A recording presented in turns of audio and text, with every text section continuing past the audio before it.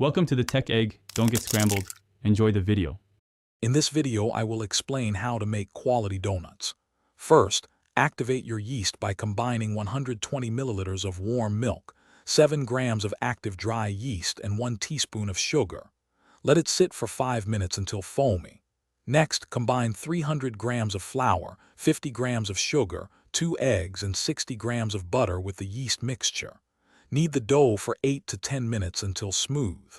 Finally, let it rise for 1 to 2 hours. After the first rise, gently punch down the dough to release trapped air. Roll the dough to about 1/2 inch thick on a floured surface. Use a donut cutter or 2 different sized round cutters to create your shapes.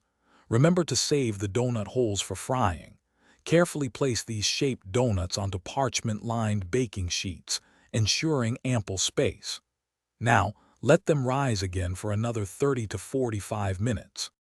Now for the exciting part, frying. Heat about 2 to 3 inches of vegetable oil in a heavy-bottomed pot to a consistent 350 degrees Fahrenheit. Maintaining this temperature is crucial for even cooking. Carefully lower 2 or 3 donuts into the hot oil at a time, avoiding overcrowding. Fry each side for about 1 to 2 minutes until they achieve a beautiful golden brown color. Once fried, use a slotted spoon to transfer them to a wire rack to drain excess oil. The final step is glazing your delicious creations. For a classic glaze, whisk together 200 grams of powdered sugar, 3 to 4 tablespoons of milk, and 1 teaspoon of vanilla extract until smooth.